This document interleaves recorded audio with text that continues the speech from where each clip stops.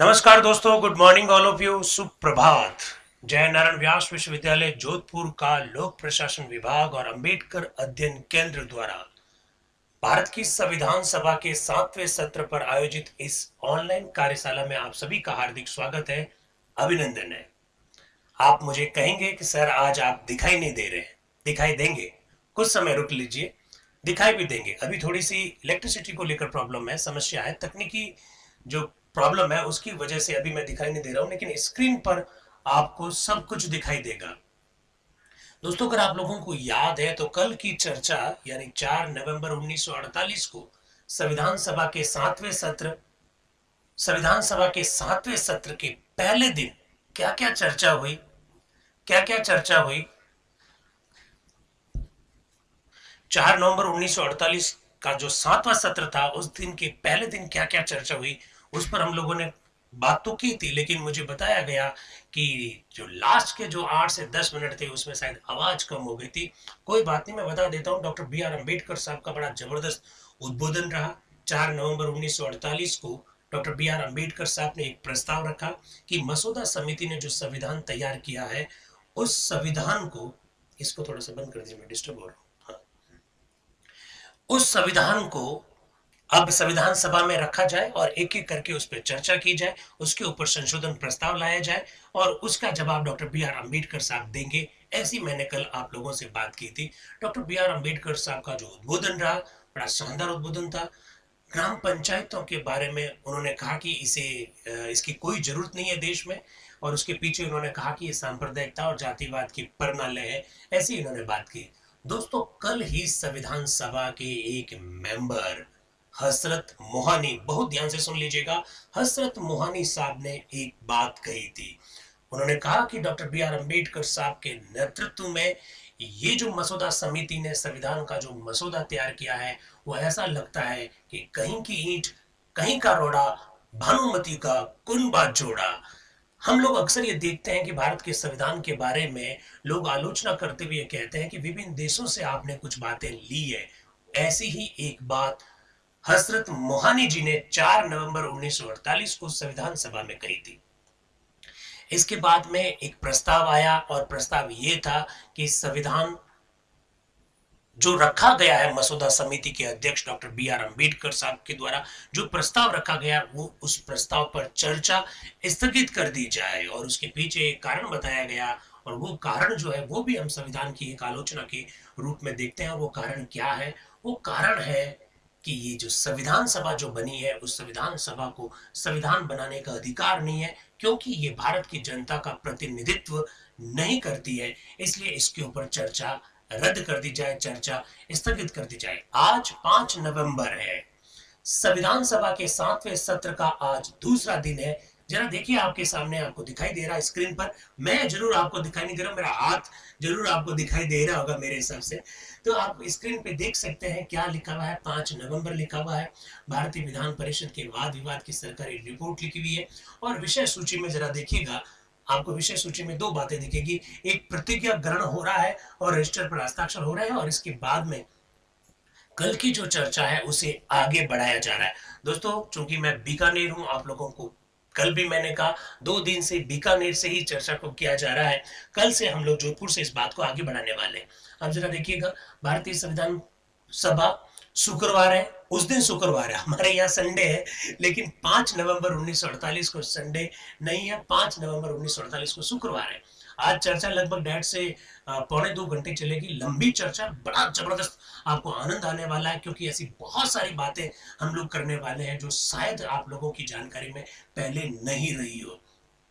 भारत के संविधान की जितनी आलोचना 75 सालों में की गई है, वो सारी आलोचना संविधान सभा में खुद भी संविधान सभा के सदस्यों के द्वारा भी की गई है। आज आप इस बात को देख भी लेंगे। आप देखिएगा, भारतीय संविधान सभा की बैठक दिन के 10 बजे कॉन्स्टिट्यूशन हॉल नई दिल्ली में माननीय डॉक्टर राजेंद्र प्रसाद की अध्यक्षता में हुई। आप देखेंगे डॉक्टर राजेंद्र प्रसाद जी अध्यक्ष के सीट पर बैठे, लेकिन थोड़ी देर बाद में कोई और व्यक्ति आपको यहाँ नजर आएगा। कौन व्यक्ति नजर आएगा, अभी बात करेंगे। प्रतिज्ञा ग्रहण और रजिस्टर पर हस्ताक्षर, आज निम्न सदस्यों ने रजिस्टर पर हस्ताक्षर किए। 2 लोग हैं, एक मोहम्मद इस्माइल साहब है और दूसरे पी एस राव साहब है। इनको आप थोड़ा सा ध्यान रखिएगा। अब आगे की चर्चा जो की जा रही है उसको जरा देखें। अध्यक्ष आप क्या कह रहे हैं कि माननीय डॉक्टर बी आर अम्बेडकर के प्रस्ताव पर सेठ दामोदर दास का एक संशोधन मुझे प्राप्त हुआ। एक्चुअली मैं कल आप लोगों को आवाज सुनाई नहीं दी थी, और वो आवाज क्या थी मैं वो बता देता हूँ। जैसे डॉक्टर बी आर अम्बेडकर साहब के द्वारा अपना बड़ा लंबा उद्बोधन कल 4 नवंबर 1948 को दिया, तो इसके बाद में कुछ सदस्यों ने संविधान सभा में एक संशोधन प्रस्ताव रखा, और प्रस्ताव रखकर ये कहा कि अब ये चर्चा बंद कर दीजिए, मसौदा पे चर्चा नहीं की जाए। तो ऐसे ही एक संशोधन जो है सेठ दामोदर स्वरूप का है। डॉक्टर राजेंद्र प्रसाद ऐसा कह रहे हैं। वो कह रहे हैं ये संशोधन लगभग उसी प्रकार का है जैसा कि कल मौलाना हसरत मोहानी ने पेश किया। कल मौलाना हसरत मोहानी जी ने कहीं की ईंट कहीं का रोड़ा, भानुमति का कुनबा जोड़ा, ऐसा भारत के संविधान पर आरोप लगाते हुए कहा कि इस पर चर्चा बंद कर दीजिए। तो डॉक्टर राजेंद्र प्रसाद इसी बात को आगे बढ़ा रहे हैं, और वो कह रहे हैं कि हजरत मोहानी जैसा संशोधन जो है दामोदर स्वरूप जी ने भी रखा है। क्या कह रहे हैं आगे जरा देखिएगा। लेकिन चूंकि इसमें थोड़ा सा अंतर है, मैं इस संशोधन को पेश करने की आज्ञा देता हूं, ऐसा डॉक्टर राजेंद्र प्रसाद संविधान सभा में कह रहे हैं। इस बीच में टीटी कृष्णमाचारी जी जो कि मद्रास से है, वो क्या कह रहे हैं जरा देखिएगा। श्रीमान, इस आशा में कि शनिवार को अवकाश रहेगा, कुछ सदस्यों ने विधेयक संबंधी प्रवर समितियों की बैठकों में भाग लेना तथा ऐसे अन्य कार्यक्रमों में भाग लेना स्वीकार कर लिया है। तो इस बारे में क्या विचार है? तो अध्यक्ष कहते हैं कि समितियों की बैठक इत्यादि के संदर्भ में मुझे कोई सूचना नहीं है, कब बैठकें हो रही है उसका मुझे कोई आइडिया नहीं है। समितियों के बैठकों का समय नियत करने में मुझसे परामर्श लेना चाहिए था, लेकिन मुझसे पूछा नहीं गया। ये सब बातें आप लोगों को इसलिए बताई जा रही है ताकि आपको संविधान सभा में जो बहस हुई उसकी हूबहू चर्चा का उद्देश्य यही है कि किस तरह से वहां पर प्रस्ताव पारित हुए, किस तरह से समितियों का गठन हुआ, किस तरह से समितियों की बैठकें होती थी। बैठकों की जानकारी नहीं है डॉक्टर राजेंद्र प्रसाद जी को, वो ऐसा कह रहे हैं। अब टीटी कृष्णमाचारी जी, आप जानते हैं टीटी कृष्णमाचारी जी के बारे में, वो प्रारूप समिति के एक बहुत महत्वपूर्ण सदस्य थे। आज उनके वक्तव्य को भी देखेंगे, लेकिन फिलहाल वो क्या कह रहे हैं उनको भी देख लीजिए। वो कह रहे हैं, श्रीमान, निसंदेह समय का प्रतिबंध तो वांछनीय है, परंतु मेरा निवेदन है ये विषय इतना महत्वपूर्ण है कि यदि कोई व्यक्ति इसके केवल एक अंग को ही ले तो 10 मिनट में उसके संदर्भ में कुछ भी नहीं कह सकता। अब चूंकि भारत के संविधान के विभिन्न अनुच्छेद आज रखे जाने हैं, तो दिक्कत आ रही है कि भाई समय कितना दिया जाए एक एक अनुच्छेद पर चर्चा करने के लिए। डॉक्टर राजेंद्र प्रसाद चाहते हैं कि कम समय दिया जाए, तो टीटी कृष्णमाचारी जी कह रहे हैं कि भाई अगर एक विषय पर भी अगर 10 मिनट लेंगे तो बहुत ज्यादा समय लगने वाला है। इसी प्रकार की कुछ चर्चा चल रही है। फिर आते हैं लक्ष्मीकांत मैत्र जो कि पश्चिम बंगाल से है। वो क्या कहना चाहते हैं? वो कह रहे हैं, श्रीमान, ये जो समय को लेकर जो विवाद चल रहा है कि भाई 10 मिनट का समय दें, आधा घंटे का समय दें, एक एक विषय पर, एक एक अनुच्छेद पर, एक एक प्रावधान पर कितना समय दिया जाए, इसको लेकर दिक्कत है। तो वो कह रहे हैं, श्रीमान, मैं निवेदन करना चाहता हूं कि सामान्य वाद विवाद के लिए 2 या 3 दिन और दे दिए जाए, क्योंकि संविधान के मसौदे पर विचार करते समय सामान्य वाद विवाद बड़ा महत्वपूर्ण सिद्ध होगा, ऐसा लक्ष्मीकांत जी मैत्र कह रहे हैं। मेरे जूम के सभी साथी जो हैं मेरी आवाज को मेरे हिसाब से बहुत ढंग से सुन रहे होंगे। आज स्क्रीन पर मैं नजर नहीं आ रहा हूं क्योंकि यह बिजली की समस्या है। तो दिवाली नजदीक आ रही है, दिवाली उस संविधान सभा में भी आएगी, ये भी ध्यान रखिएगा। तो आगे देखिए कि हनुमंतैया साहब जो मैसूर के हैं, वो क्या कह रहे हैं। वो क्या कह रहे हैं, श्रीमान, 300 सदस्यों की सभा के लिए 2 दिन का समय तो बहुत कम है। 300 लोग संविधान सभा में है और आप कह रहे हैं कि 2 दिन तक हम चर्चा करेंगे, बिल्कुल ठीक नहीं है, ऐसा के हनुमंतैया साहब कह रहे हैं। वो कह रहे हैं कि 2 दिन का समय तो बहुत कम होगा, केवल 10 सदस्य बोल सकेंगे और सब वर्ग वाद विवाद में भाग नहीं ले सकेंगे, इसलिए कम से कम आप इस विषय पर तो 5 दिन चर्चा करवाओ, ऐसा के हनुमंतैया साहब कह रहे हैं। इस बीच में के संतानम साहब जो कि मद्रास के हैं, वो क्या कह रहे हैं, श्रीमान, मैं निवेदन करता हूं कि समस्त संविधान पर वाद विवाद अधिक लाभदायक नहीं होगा। कोई भी व्यक्ति 45 मिनट या 1 घंटे से कम समय में लाभप्रद विचार प्रकट नहीं कर सकेगा। अतः मैं सुझाव रखता हूं कि प्रत्येक अनुच्छेद पर विचार करने के पूर्व हम उस अनुच्छेद पर संक्षिप्त वाद विवाद क्यों ना कर लें, ऐसा के संतानम साहब का तर्क है। अध्यक्ष साहब अपनी व्यवस्था अब देंगे। वो कहेंगे, मेरे विचार से इस बात पर वाद विवाद करें कि हम किस पर क्या प्रकट करें, अधिक समय देना ठीक नहीं होगा। हम विचार करना आरंभ करें और फिर देखेंगे क्या करना है। डॉक्टर राजेंद्र प्रसाद जी एक व्यवस्था दे रहे हैं संविधान सभा में। वो कह रहे हैं किसको कितना समय देना, अभी इस पर बहस मत करो, अभी एक बार आप बहस को स्टार्ट होने दीजिए, फिर देखते जाएंगे किसको कितना समय देना है। अभी इसे चर्चा कर लेंगे तो फिर चर्चा स्टार्ट ही नहीं होगी। इस बीच में उड़ीसा से बी दास आते हैं। वो क्या कहते हैं, श्रीमान मैं अपने मित्र संतानम के सुझाव का समर्थन करता हूँ। मैं ये भी बता देना चाहता हूँ कि अभी तक बहुत से प्रलेख सदस्यों के पास पहुंचा ही नहीं गए। वो ये कह रहे हैं कि साहब संविधान का ये जो प्रारूप तैयार होकर उस प्रारूप पर विचार करने के बाद डॉक्टर बी आर अम्बेडकर साहब के द्वारा जो संविधान बनाया गया उसकी प्रलेख बहुत सारे लोगों तक पहुंचे नहीं है, इसलिए लगभग चर्चा तो आप अच्छे ढंग से करवाइए, बहुत विस्तार से करवाइए, ऐसी मांग की जा रही है। फिर अध्यक्ष आप कह रहे हैं आगामी सोमवार या मंगलवार तक सदस्यों को प्रांतीय सरकारों, हाईकोर्ट और प्रमुख संस्थाओं के संदर्भ में जो विचार है उसकी जानकारी आपको दे दी जाएगी। एक्चुअली में बी दास साहब ये कहना चाहते हैं कि संविधान जो हम लोगों ने तैयार किया है डॉक्टर बी आर अम्बेडकर साहब के नेतृत्व में, तो विभिन्न जो अनुच्छेद है उस संदर्भ में कुछ कोर्ट्स के निर्णय आए होंगे, कुछ प्रांतीय सरकारों ने निर्णय लिए होंगे, उसकी कॉपी भी तो हमको उपलब्ध कराए। तो डॉक्टर राजेंद्र प्रसाद कह रहे हैं कि आपको सोमवार मंगलवार तक ये कॉपियां उपलब्ध करवा दी जाएगी। आर के सिद्धवा साहब के बारे में आपने बहुत कुछ जान रखा है पहले से, ये मध्य प्रांत और बरार से है। वो क्या कह रहे हैं, श्रीमान मैं एक बात जानना चाहता हूं। आपने कहा कि जिस प्रस्ताव की सूचना सेठ दामोदर स्वरूप ने दी है आप उसे पेश करने की आज्ञा देंगे। कल मौलाना हसरत मोहानी ने ऐसा ही प्रस्ताव पेश किया था, क्या ये मैं जान सकता हूँ ये प्रस्ताव सामान्य उस वाद विवाद से पृथक लिया जाएगा जिसके लिए आपने 2 दिन दे दिए? अरे गजब की बात कही है आर के सिद्धवा साहब ने। वो कह रहे हैं अध्यक्ष को कि सर आपने संविधान के मसौदा पर चर्चा करने के लिए 2 दिन का समय निर्धारित कर दिया। कल मौलाना हसरत मोहानी जी ने इस मसौदे पर चर्चा को स्थगित करने का प्रस्ताव रखा।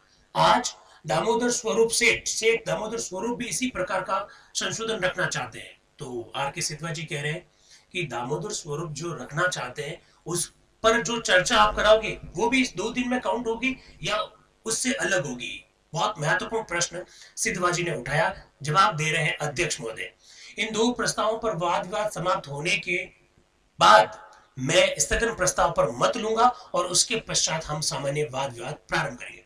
अध्यक्ष आप कह रहे हैं क्यों चिंता कर रहे हो यार, पहले 2 प्रस्तावों पर जो हजरत मोहानी जी और दामोदर स्वरूप सेठ रखने जा रहे हैं, हजरत मोहानी जी ने कल रख दिया और सेठ जी आज जो रखने जा रहे हैं उस पर मैं पहले चर्चा कराऊंगा, उसके ऊपर मैं वोटिंग कराऊंगा और उसके बाद में हम संविधान पर सामान्य वाद विवाद करेंगे, ऐसा वो कह रहे हैं। इस बीच में एच वी कामत हरि विष्णु कामत साहब संविधान सभा के वे 7 सदस्य जिन्होंने 1 लाख से ज्यादा शब्द संविधान सभा में बोले थे, उनमें से एक व्यक्ति एच वी कामत साहब मध्य प्रांत से आते हैं। वो क्या कह रहे हैं, मैंने मूल प्रस्ताव पर संशोधन की सूचना दी। मूल प्रस्ताव हजरत मोहानी जी का है, उसके ऊपर संशोधन करना चाहते हैं एच वी कामत साहब। तो वो कह रहे हैं मैंने भी तो कुछ सूचना दी है, आप मेरे उस प्रस्ताव को कब लेंगे? तो अध्यक्ष कह रहे हैं स्थगन प्रस्ताव को समाप्त करने के पश्चात हम उसे ले लेंगे। क्यों चिंता कर रहे हैं कामत साहब, आप चिंता ना करें, हम उस पर भी चर्चा करेंगे। आ जाते हैं फिर वापस मौलाना हसरत मोहानी जी। वो क्या कह रहे हैं, बड़ी जबरदस्त बात कह रहे हैं, आप बहुत ध्यान से सुनिएगा। जूम और यूट्यूब के दोनों साथी मेरी इस बात को बहुत ध्यान से सुनिएगा, बहुत महत्वपूर्ण बात हजरत मोहानी जी कह रहे हैं। क्या कह रहे हैं, 4 नवंबर के स्टेट्समैन में ये प्रकाशित हुआ है। स्टेट्समैन क्या है, ये न्यूज़पेपर है। वो कह रहे हैं 4 नवंबर के स्टेट्समैन में ये प्रकाशित हुआ कि प्रस्तावना पर अंत में वाद विवाद होगा और मतदान लिया जाएगा। आपने जो कुछ कहा उससे मैं यही समझा कि आप उसी मार्ग का अनुसरण करेंगे। हजरत मोहानी जी बीच में कूदे। उन्होंने कहा कल यानी 4 नवंबर को स्टेट्समैन एक न्यूज़पेपर का नाम है, उसमें कल छपा था कि प्रस्तावना पर वाद विवाद बाद में किया जाएगा। जैसे वो बोलते हैं तो अध्यक्ष आप क्या कह रहे हैं जरा देखिएगा। डॉक्टर राजेंद्र प्रसाद कह रहे हैं समाचार पत्र जो कुछ प्रकाशित करते हैं उससे मेरा कोई संबंध नहीं है। डॉक्टर राजेंद्र प्रसाद कह रहे हैं कि न्यूज़पेपर में क्या छपा यार, उससे मुझे क्या मतलब है, न्यूज़पेपर अपनी मर्जी से छाप सकते हैं, ऐसा ही कुछ कहने का इशारा कर रहे हैं। फिर हजरत मोहानी जी वापस क्या कह रहे हैं, आपने कल ये कहा था कि इस विषय पर अभी निश्चय किया जाएगा और ये भी कहा था इसको फिर नहीं लिया जाएगा। आपका आशय क्या यही है कि प्रस्तावना पर अभी विचार किया जाएगा? हजरत मोहानी जी कह रहे हैं न्यूज़पेपर छाप रहा है कि प्रस्तावना पर चर्चा बाद में की जाएगी, आप कह रहे हैं कि प्रस्तावना पर चर्चा अभी की जाएगी, तो क्या है ये, इसको थोड़ा सा क्लियर कीजिए। अध्यक्ष आप क्या कह रहे हैं, मैंने प्रस्तावना या संविधान के किसी भाग के संदर्भ में कुछ कहा ही नहीं। अरे डॉक्टर राजेंद्र प्रसाद कह रहे हैं कि मैंने तो प्रस्तावना के बारे में आज कुछ कहा ही नहीं भाई, आज चर्चा की जाएगी, कल चर्चा की जाएगी, बाद में की जाएगी, ऐसा तो मैंने कुछ कहा ही नहीं। फिर मौलाना हजरत साहब वापस कुछ कह रहे हैं। प्रस्तावना पर संशोधन में मैं अभी पेश करना चाहता हूं। हजरत मोहानी जी कह रहे हैं, उनकी दिक्कत यह है, वो कह रहे हैं कि अगर प्रस्तावना पर अगर आप चर्चा करना चाहते हैं आज, तो मैं उस पर संशोधन रखना चाहता हूं। डॉक्टर राजेंद्र प्रसाद कह रहे हैं कि भाई मैंने तो ये कहा ही नहीं कि मैं चर्चा आज करना चाहता हूं। फिर हजरत मोहानी जी कह रहे हैं कि नहीं साहब, 4 नवंबर के अखबार में खबर छपा कि प्रस्तावना पर चर्चा बाद में की जाएगी। अब अध्यक्ष आप क्या कह रहे हैं? अभी प्रस्तावना या संविधान के किसी भाग पर संशोधन नहीं रखा जा सकता, यथा समय हम सारे संशोधनों पर बात करेंगे, ऐसा वो कहते हैं। अब दामोदर स्वरूप सेठ साहब अपना संशोधन रख रहे हैं। क्या संशोधन रख सकते हैं? हजरत मोहानी जी जैसा ही संशोधन रख रहे हैं। हजरत मोहानी जी क्या कह रहे हैं? हजरत मोहानी जी कह रहे हैं कि भाई ये जो मसौदा आपने रखा इस पर चर्चा स्थगित कर दी जाए। अध्यक्ष साहब कह रहे हैं कि हजरत मोहानी जी जैसा ही संशोधन है दामोदर स्वरूप सेठ साहब का। कैसा संशोधन है जरा देख लीजिए। सदर साहब, आपकी इजाजत से मैं जो अमेंडमेंट हाउस के सामने पेश करना चाह रहा हूं वो ये है, और वो अपना अंग्रेजी में अपना एक संशोधन रख देते हैं, फिर वो अपना एक वक्तव्य देते हैं। क्या कह रहे हैं सदर साहब यानी अध्यक्ष, इस अमेंडमेंट पर कुछ कहने से पहले मैं ये कह देना जरूरी समझता हूं कि मैंने एक अलग प्रस्ताव इस आशय का भेजा था कि ड्राफ्ट कॉन्स्टिट्यूशन पर फिलहाल विचार स्थगित कर दिया जाए। हजरत मोहानी जी भी कल यही कह रहे थे। क्या कह रहे थे? कि ये जो ड्राफ्ट कॉन्स्टिट्यूशन मसौदा समिति के अध्यक्ष डॉक्टर बी आर अम्बेडकर रखने जा रहे हैं उस पर चर्चा स्थगित कर दी जाए। अब सेठ दामोदर स्वरूप भी यही बात कह रहे हैं। सदर साहब, कल जब मौलाना हजरत मोहानी साहब ने अपना अमेंडमेंट पेश किया था तो मैंने अफसोस के साथ ये बात देखी थी कि इस हाउस के कुछ ऑनरेबल मेंबर उनका मजाक उड़ा रहे थे और उनके साथ एक तरह की खिलवाड़ भी कर रहे थे। सेठ दामोदर स्वरूप अपना संशोधन रखते हुए कह रहे हैं कि साहब मैंने कल ये देखा कि कुछ ऑनरेबल मेंबर उनका मजाक उड़ा रहे थे और उनके साथ एक तरह से खिलवाड़ भी कर रहे थे, ऐसा सेठ दामोदर स्वरूप कह रहे हैं। अब एस नागपा जो कि मद्रास से है वो क्या कह रहे हैं? वो दामोदर स्वरूप साहब जो भाषण बोल रहे हैं उनके बीच में ही आ गए। देखो कोष्टक में लिखा हुआ है, बड़ा ध्यान से देखना। श्री दामोदर स्वरूप के भाषण के बीच में बोलते हुए, अध्यक्ष महोदय, मैं माननीय सदस्य से जो कि इस प्रस्ताव को पेश कर रहे हैं ये जानना चाहता हूं कि जब उनका इस महान सभा के लिए निर्वाचन हुआ था क्या उस समय उन्होंने इस सभा को ऐसी सर्वोच्च संस्था माना था या नहीं जो संविधान सभा के रूप में कार्य करने की क्षमता रखती है? यदि नहीं माना तो वे सदस्य बने क्यों? लो भाई, बड़ा जबरदस्त वाद विवाद हो रहा है। एस नागपा जी कह रहे हैं कि मुझे तो पहले ये बताओ कि आपको क्या ये लगता नहीं है कि ये संविधान सभा देश की सर्वोच्च संस्था है? और अगर आपको लगता है कि सर्वोच्च संस्था है तो फिर आप इस प्रकार का प्रस्ताव क्यों रख रहे हैं? और जब आपको लगता है कि ये सर्वोच्च संस्था नहीं है तो फिर आप इसके मेंबर क्यों बने? अब भैया जबरदस्त वाद विवाद देखने को आपको मिलने वाला है। अध्यक्ष साहब कह रहे हैं ये कोई बात नहीं हुई यार, ये कोई औचित्य का प्रश्न नहीं, आपको बीच में नहीं बोलना चाहिए, उनको अपनी बात रखने दीजिए। एस नागपा क्या कह रहे हैं? मैं ये जानना चाहता हूं कि क्या उनका ये कहना नियमानुसार है कि ये सभा संविधान सभा नहीं है और वयस्क मताधिकार के आधार पर नई सभा का निर्माण होना चाहिए? अरे गजब की बात आ गई है। दोस्तों आप लोग जानते हैं कि संविधान सभा के बारे में अक्सर ये कह दिया जाता है कुछ लोगों के द्वारा जो संविधान में आस्था नहीं रखते हैं या जो संविधान की आलोचना करते हैं, वो ये अक्सर कह देते हैं, क्या कह देते हैं कि हमारी जो भारत की जो संविधान सभा थी जिसने भारत के संविधान का निर्माण किया वो जनता का समुचित प्रतिनिधित्व नहीं करती है क्योंकि उनका चुनाव वयस्क मताधिकार के आधार पर नहीं हुआ। तो एस नागपा कह रहे हैं कि क्या आप ये कहना चाहते हो कि हमारी ये जो सभा है वो संविधान सभा नहीं है और इसका जो निर्वाचन है वयस्क मताधिकार के आधार पर नहीं हुआ, इसलिए नई संविधान सभा बननी चाहिए? क्या आप ये कहना चाहते हो? ऐसा एस नागपा कह रहे हैं।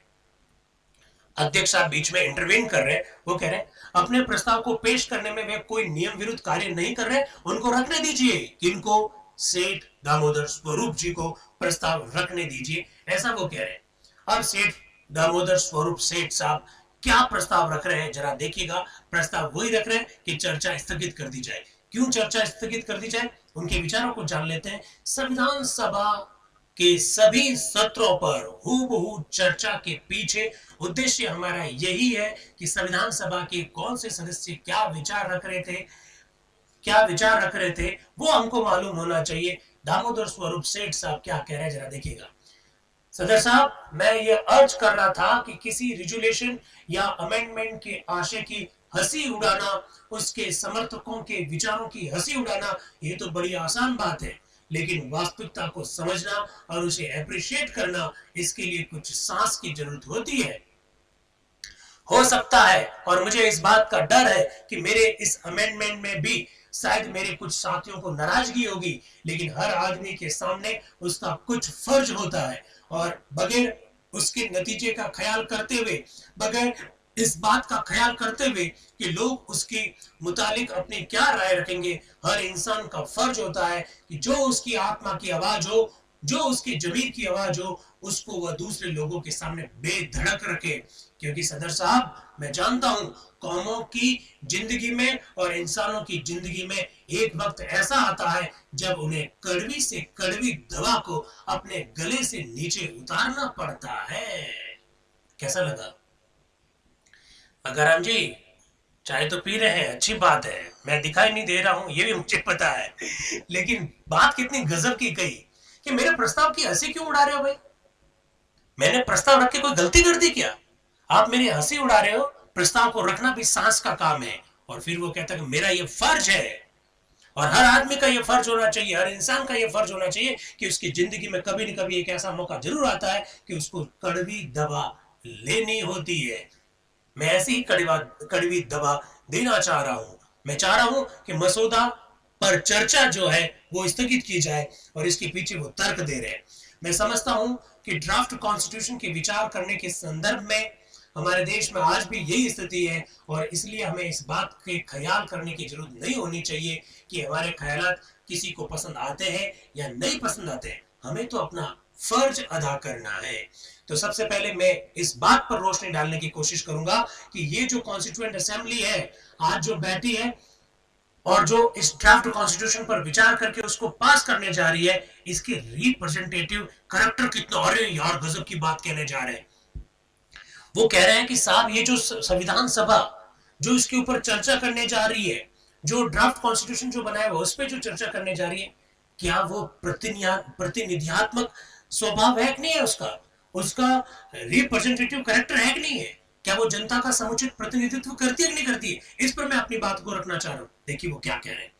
सदर साहब, किसी आजाद मुल्क की कॉन्स्टिट्यूशन मेकिंग बॉडी के लिए इस बात की सबसे जरूरत है कि वह यह है कि वह बॉडी इस बात का दावा कर सके कि वह उस मुल्क के तमाम अवाम की राय का इजहार कर रही है।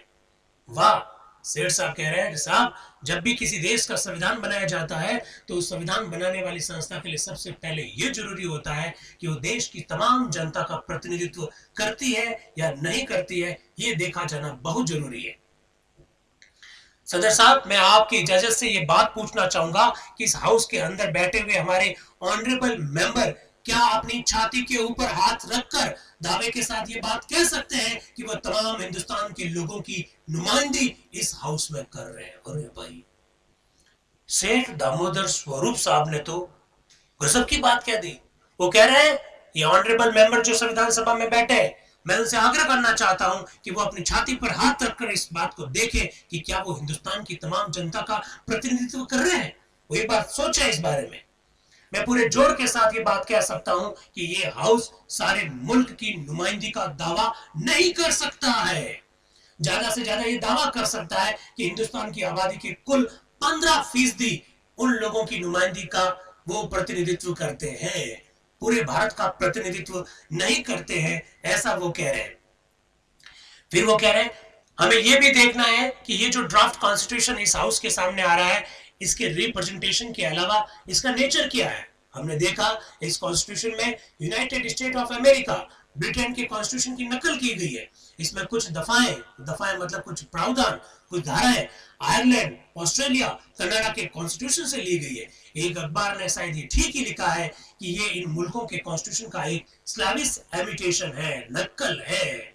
वाह भाई सेठ दामोदर स्वरूप साहब, बहुत सारी बातें रखने जा रहे हैं संविधान सभा में। इस तरह से बातें रखकर वो पूछना चाहते हैं कि क्या हम वाकई में जनता का प्रतिनिधित्व करते हैं। फिर वो देखिए वो आगे क्या कह रहे हैं। मैं ये पूछना चाहता हूं इस बड़े कॉन्स्टिट्यूशन के स्ट्रक्चर में आज जो हमारे सामने है उसमें कहीं भी गांव का उल्लेख नहीं है। अरे भाई, कल मैंने दोस्तों आप लोगों को बताया था, क्या बताया था, कल मैंने आपको बताया था कि डॉक्टर बी आर अंबेडकर साहब ने गांवों को सांप्रदायिकता का संकीर्णता के प्रणाली कह दिए। फिर सेठ दामोदर साहब स्वरूप साहब क्या कह रहे हैं कि आपने जो ये ड्राफ्ट कॉन्स्टिट्यूशन रखा है उसमें कहीं गांव का तो उल्लेख ही नहीं है। आगे वो क्या कह रहे हैं, किसी आजाद मुल्क का कॉन्स्टिट्यूशन का आधार होना चाहिए लोकल सेल्फ गवर्नमेंट। हमें इस कॉन्स्टिट्यूशन में लोकल सेल्फ गवर्नमेंट में के बारे में कहीं पर भी कोई बात दिखाई नहीं देती है। ये सारा कॉन्स्टिट्यूशन बजाय अंदर और नीचे से खड़ा करने की बजाय ऊपर से और बाहर से खड़ा किया जा रहा है। वाह, सेठ दामोदर स्वरूप साहब कह रहे हैं कि ये जो संविधान है ये अंदर से खड़ा नहीं किया जा रहा है, ये बाहर से खड़ा किया जा रहा है और नीचे से खड़ा नहीं किया जा रहा है, ये ऊपर से खड़ा किया जा रहा है, थोपा जा रहा है। कुल मिलाकर वो बात ऐसा कहना चाहते हैं कि गांव का उल्लेख क्यों नहीं है। आगे वो क्या कह रहे हैं, सदर साहब होना यह चाहिए था कि हमारे हिंदुस्तान की रिपब्लिक के सारे ऑटोनॉमस रिपब्लिक आपस में मिलकर एक यूनियन के रूप में हिंदुस्तान का एक रिपब्लिक बनाते हैं। इस तरह के ऑटोनॉमस रिपब्लिक होने से लिंग्विस्टिक प्रोविंसेस का सवाल उठता है, ना कि कम्युनल मेजोरिटी और ना कि माइनॉरिटी का सवाल उठता है। ऐसा दामोदर स्वरूप साहब अपने उद्बोधन में कह रहे हैं। आप देख सकते हैं उनका जबरदस्त उद्बोधन चल रहा है। फिर वो आगे ये भी कहता है इसमें कोई शक नहीं है कि हमको इस काम को करने में 2 वर्ष लग जाए और साल भर पता नहीं कितना वक्त लग जाए, लेकिन मुल्क की जिंदगी में साल 2 साल कोई चीज नहीं होती है। जब तक ये कॉन्स्टिट्यूशन मुकम्मल ना हो हम अपना काम जिस तरह से आज चल रहे थे उसी तरह से चला सकते हैं। लेकिन जैसा मैंने कहा आज हम मुतहदा हिंदुस्तान की कॉन्स्टिट्यूशन बनाने जा रहे हैं, तो ये कॉन्स्टिट्यूशन एक नया और आदर्श कॉन्स्टिट्यूशन होना चाहिए। ऐसी वो बात कह रहे, गजब की बात कह रहे हैं। इवन वो तो ये तक कह रहे हैं कि हमारे कॉन्स्टिट्यूशन में जो आप फंडामेंटल राइट्स जोड़ रहे हैं उसमें फंडामेंटल नाम की तो कोई चीज है ही नहीं। ऐसा भी सेठ दामोदर स्वरूप कह रहे हैं।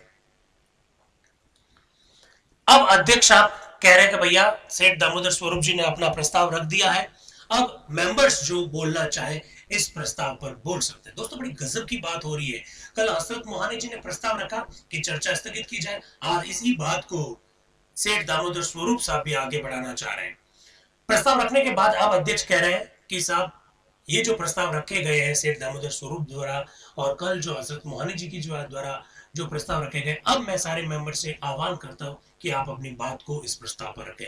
पहले व्यक्ति आ रहे हैं श्री बाल कृष्ण शर्मा जी। क्या कह रहे हैं, सभापति महोदय, मेरे मित्र सेठ दामोदर स्वरूप जी ने आज इस सभा के सम्मुख ये प्रस्ताव उपस्थित किया है कि हमें इस समय जो भी संविधान की रूपरेखा उपस्थित हुई है उस पर विचार करना स्थगित कर देना चाहिए।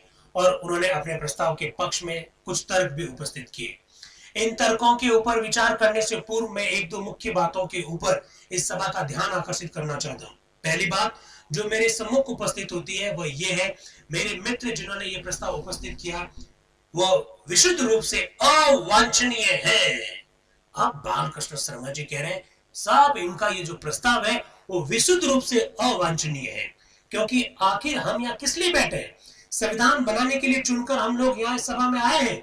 एक बार जिस राजनीतिक दल के वह सदस्य हैं उस दल ने यह निर्णय किया कि यह संविधान सभा एक स्वतंत्र सत्ता धारण करने वाली संस्था नहीं है, इसलिए हमें इसका बहिष्कार करना चाहिए। फिर उनके दल ने न जाने क्या सोचकर कहा कि आज इसमें हमें जाना चाहिए, जिसमें कि वह ये स्वयं चुनकर यहाँ पर आए हैं। उस समय उनके दल के कुछ आदमी नहीं आए और उसके बाद फिर न जाने क्या सोचकर आ गए। अब आप देखिए जिस समय जिस दल की जिस व्यक्ति की नीति इस प्रकार से क्षण क्षण में परिवर्तित होती है, सड़े रुष्टा सड़े तुष्टा रुष्टा तुष्टा सड़े सड़े, क्या बात कही है बालकृष्ण शर्मा जी ने। वो कह रहे हैं कि जिस दल का प्रतिनिधित्व सेठ दामोदर स्वरूप साहब कर रहे हैं वो दल तो पहले कह रहा था कि हम संविधान सभा की बैठक में भाग ही नहीं लेंगे, फिर वो बैठक में आ गए तो अब ये कह रहे हैं कि मसौदा पर विचार ना किया जाए, स्थगित कर दिया जाए। तो ये क्या है, सड़े रुष्टा सड़े तुष्टा रुष्टा तुष्टा सड़े सड़े, कभी रुष्ट हो जाते हैं कभी तुष्ट हो जाते हैं, सड़े रुष्टा सड़े तुष्टा रुष्टा तुष्टा सड़े सड़े, ऐसा वो कह रहे हैं।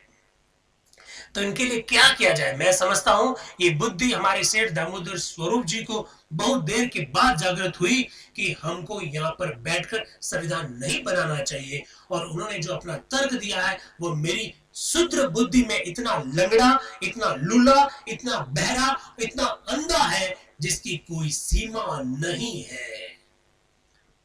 बाल कृष्ण शर्मा जी बड़े आक्रामक अंदाज में सेठ दामोदर स्वरूप जी द्वारा जो संशोधन रखा गया, जो प्रस्ताव रखा गया कि चर्चा स्थगित कर दो, बड़े गुस्सा हो गए। कह रहे हैं कि उनकी शुद्र बुद्धि से ये जो तर्क रखे गए हैं, ये जो प्रस्ताव रखे गए, वो इतना लंगड़ा, इतना लूला, इतना बहरा, इतना अंधा है कि जिसकी कोई सीमा नहीं है। पहला तर्क उनका ये है कि हमारी संविधान सभा जो है प्रतिनिधियात्मक स्वरूप नहीं है। उसका जवाब दे रहे हैं। मैं ये कहना चाहूंगा, निवेदन करना चाहूंगा कि जनतंत्र का एक हास्यास्पद स्वरूप भी होता है, और वह हास्यास्पद स्वरूप जनतंत्र का प्रकट होता है। इस समय जब हम जनतंत्र को बिल्कुल प्रतिनिधियात्मक बनाने के लिए professional representation, proportional representation, sorry not professional, proportional representation की ऐसी वस्तु का निर्माण करते हैं, और इसके परिणाम स्वरूप फासिज्म को लाकर अपने बीच में उपस्थित कर देते हैं। अब वो बालकृष्ण शर्मा जी एक एक करके दामोदर स्वरूप जी द्वारा जो तर्क रखे गए उसका जवाब दे रहे हैं। वो फिर ये कह रहे हैं कि साहब, we the people, we are the people, we are the will of the people की बात हम लोग करते हैं। फिर कहते हैं कि हम देश की 15% जनता का ही प्रतिनिधित्व करते हैं, 85% जनता का प्रतिनिधित्व ही नहीं करते। ये किस प्रकार के तर्क आप दे रहे हैं? इस प्रकार की बातें वो कह रहे हैं। अब देखिए दोस्तों, मेरा चेहरा मुझे मालूम है आपको दिखाई नहीं दे रहा, फिर भी मैं एक सेकंड के लिए आपके बीच में आना चाहता हूं। आना बहुत जरूरी है। हमारे संविधान के बारे में क्या कहा जाता है? क्या कहा जाता है? हमने उधार का ठेला है हमारा संविधान। हमने अलग अलग देशों से अलग अलग बातें ली है। क्यों भगवान जी, सही कह रहे हो ना? ऐसा अक्सर कह दिया जाता है। अभी हजरत मोहानी जी वाला मैंने स्टेटमेंट भी बताया, क्या? कहीं की ईंट कहीं का रोड़ा, भानुमति का कुनबा जोड़ा। जवाब बालकृष्ण शर्मा जी के शब्दों में हट रहा हूं, जरा देखिएगा। दूसरी बात जो उन्होंने उठाई वो ये है कि हमारे इस संविधान में हमने बहुत सी बातें दूसरे दूसरे देशों से उधार ली है। मेरा अनुमान है कि इसका अद्भुत आंसर, बहुत सुंदर answer honourable doctor B R Ambedkar साहब ने अपने कल के भाषण में दे दिया। मैं केवल इतना कहना चाहता हूं कि यदि हमारे मित्र अत्यधिक मौलिकता के पीछे, ओरिजिनलिटी के पीछे जाने का प्रयास करेंगे, जैसा कि मेरा अनुमान है, कदाचित श्री दामोदर स्वरूप जी का प्रयास है, वह अत्यधिक मौलिक होने का प्रयास करेंगे, तो वह अपने आप को हास्यास्पद बना लेंगे। इसलिए जिस समय वो मौलिकता की बातें करते हैं उस समय भी विशुद्ध रूप से वो मौलिक नहीं है, वह रूस की तरफ देखते हैं। एक्चुअली में दामोदर स्वरूप जी जब अपनी बात को रखते हैं तो वो बार बार ये कहते हैं कि हमको रूस के संविधान से कुछ बातें ग्रहण करनी चाहिए। तो बालकृष्ण शर्मा जी कह रहे हैं, एक तरफ तो आप मौलिकता की बात करते हैं, एक तरफ तो आप ओरिजिनलिटी की बात करते हैं, और खुद रूस की तरफ देखने लग जाते हैं, तो आप खुद भी मौलिक नहीं है। और दुनिया में मौलिकता क्या होती है, ओरिजिनलिटी क्या होती है? ओरिजिनलिटी कुछ होती नहीं है, ऐसा वो कहना चाहते हैं बालकृष्ण स्वरूप साहब, सॉरी बालकृष्ण शर्मा जी। बड़ी गजब की बातें आ रही है, तर्क वितर्क। ये जो तर्क वितर्क है दोस्तों, मैं अक्सर ये कहता रहा हूं कि भारत के संविधान के संदर्भ में पिछले 75 वर्षों से जो आलोचना की जा रही है वो आलोचना कुछ भी नहीं है। ये सारी बातें हमारे संविधान सभा के सदस्य उस समय रख चुके हैं। डॉक्टर बी आर अम्बेडकर साहब को जब संविधान का जनक कहते हैं, संविधान के निर्माण में जब बहुत बड़ा योगदान का श्रेय उनको देते हैं, तो उसके पीछे कारण यही है कि डॉक्टर बी आर अम्बेडकर साहब ने उन सारी आलोचनाओं का जवाब दिया, उन सारी भ्रांतियों को दूर किया, उन सारी जिज्ञासाओं का समाधान किया था संविधान सभा के दौरान ही, संविधान सभा की मीटिंग के दौरान ही। आप देख सकते हैं किस प्रकार की बातें लाई जा रही। प्रोफेसर सिब्बल लाल सक्सेना जी, बड़े संविधान सभा के एक एक्टिव मेंबर, वो आ रहे हैं, वो भी कुछ बात कहना चाहते हैं, जरा देखिएगा वो क्या कह रहे हैं। आपको क्या लगता है वो क्या कहेंगे? प्रोफेसर सिब्बल लाल सक्सेना जी, थोड़ा सा चाय का घुट भी ले लेता हूं। बीकानेर की चाय भी, उसका टेस्ट भी अलग है। 2 दिन से बीकानेर की चाय का आनंद ले रहा हूं, तो चाय का आनंद लेते देते बात को आगे बढ़ा रहे हैं। प्रोफेसर सिब्बल लाल सक्सेना, आपको क्या लगता है वो दामोदर स्वरूप सेठ जी के साथ जाएंगे या उनका विरोध करेंगे? जरा देख लीजिएगा। अगर विरोध करेंगे तो तर्क देंगे, अगर उनके साथ जाएंगे तो भी तर्क देंगे। हम ये तर्क ही तो देखना चाहते हैं, क्योंकि संविधान निर्माण के उद्देश्यों को, संविधान निर्माताओं के विजन को समझने के लिए संविधान सभा की बहस को देखना होगा। और हमारा देश का सबसे बड़ा न्यायालय यानी apex court of the India यानी सुप्रीम कोर्ट भी जब संविधान की व्याख्या करता है तो इसी संविधान सभा की बहस की शरण में जाता है, जिसमें आज और आप और हम शरण में क्या कह रहे हैं। अध्यक्ष महोदय, सेठ दामोदर स्वरूप के संशोधन प्रस्ताव को इतनी सरलता से टालना नहीं चाहिए जैसे मेरे माननीय मित्र श्री बालकृष्ण ने टाल दिया है। जब कैबिनेट मिशन भारत में था उस समय हमने स्वयं ये चाहा था कि इस सभा का निर्वाचन वरिष्ठ मताधिकार द्वारा होना चाहिए। दोस्तों, आप सब लोग जानते हैं संविधान सभा का गठन वरिष्ठ मताधिकार के आधार पर होना चाहिए। कांग्रेस ने इस संदर्भ में खुद ने प्रस्ताव पारित किया था। और आप ये भी जानते हैं, क्या जानते हैं कि हमारी संविधान सभा का गठन वरिष्ठ मताधिकार के आधार पर नहीं हुआ। प्रोफेसर सिब्बल लाल सक्सेना जी कह रहे हैं कि सेठ दामोदर स्वरूप भी तो यही बात कह रहे हैं कि वरिष्ठ मताधिकार पर होना चाहिए गठन। हमारा गठन वरिष्ठ मताधिकार के आधार पर नहीं हुआ, इसलिए हम देश की जनता का समुचित प्रतिनिधित्व नहीं करते हैं।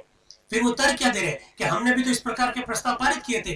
तो भाई सेठ दामोदर स्वरूप जो बात उठा रहे हैं उसको इतना सहजता से, इतना सरलता से टालो मत भाई, उनकी बात पर गौर कीजिए। फिर वो कह रहे हैं कि हमने ये स्वीकार किया था कि इस सभा का गठन, इस सभा का निर्वाचन वरिष्ठ मताधिकार द्वारा होना चाहिए, किंतु अंग्रेज वरिष्ठ मताधिकार द्वारा निर्वाचन कभी नहीं चाहते थे।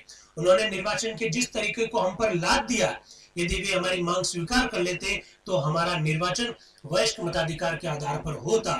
सेठ दामोदर स्वरूप भली प्रकार जानते हैं कि कांग्रेस पार्टी, जिसका इस सभा में बहुमत है, इस बात का स्वागत करती। जो विषय उन्होंने लिया वो मौलिक है और हम सबको ये मान लेना चाहिए कि वरिष्ठ मताधिकार द्वारा निर्वाचित सभा ही वास्तविक संविधान सभा होगी। यद्यपि मुझे पूरा विश्वास है कि यही सदस्य बहुमत में फिर आएंगे। वाह यार, क्या जवाब है। अक्सर दोस्तों ये कहा जाता है हमारी संविधान सभा के बारे में कि वो वरिष्ठ मताधिकार के आधार पर चुनी नहीं गई थी। ये बात सही है, ये बात फैक्ट है, इसे आलोचना के रूप में नहीं देखना चाहिए। जो तथ्य है उसे घबराना नहीं चाहिए, क्योंकि तथ्य है, सत्य है।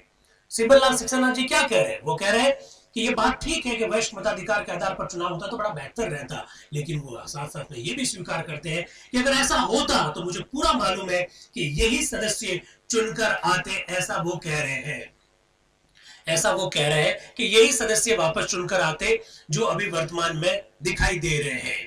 फिर वो कह रहे हैं परंतु इस समय प्रश्न व्यवहारिकता का है। प्रश्न ये है कि क्या हम ये कह सकते हैं कि सभा को अभी स्थगित कर दें और संविधान सभा के नए चुनाव के लिए 1 वर्ष की प्रतीक्षा करें, तत्पश्चात अपना संविधान बनाएं? ये हमारे सामने प्रश्न है। मेरे विचार से वर्तमान संविधान, जिसको एक विदेशी परिषद ने बनाया, ऐसा यदि मेरा बस चले तो मैं इसके अंतर्गत 1 मिनट भी नहीं रहूं। अरे यार, प्रोफेसर सिब्बल लाल सक्सेना क्या कह रहे हैं? हमारी ये जो संविधान सभा का जो गठन है वो गठन एक विदेशी परिषद के द्वारा किया गया। मेरा बस चले तो मैं इस सभा में 1 मिनट ना रहूं, ऐसा प्रोफेसर सिब्बल लाल सक्सेना जी कह रहे हैं। अतः मेरा विचार है कि इस समय तो हम संविधान के इस प्रारूप पर अपना विचार जारी रखें, किंतु जब संविधान में संशोधन संबंधी अध्याय पर पहुंचे, अरे बड़ी गजब की बात आ रही है भाई। ये जूम और यूट्यूब के जो साथी है, बड़ा कंसंट्रेशन कीजिए। आप जानते हैं भारत के संविधान में संशोधन की प्रक्रिया का उल्लेख अनुच्छेद 368 में है। आप जानते हैं ना, अनुच्छेद 368 के तहत संविधान में संशोधन किया जाता है। आप ये जानते हैं? क्या गजब की बात कह रहे हैं। वो कह रहे हैं चलो साहब, आप अभी संविधान के निर्माण की प्रक्रिया को जारी रखें और संविधान बना लें, मुझे कोई दिक्कत नहीं है, लेकिन एक आप काम कीजिए कि संविधान में संशोधन वाला जब अनुच्छेद आए तो उस अनुच्छेद में ये लिख देना कि ये संविधान 10 वर्ष तक के लिए। जरा सुनिएगा क्या कह रहे हो, बहुत महत्वपूर्ण बात है।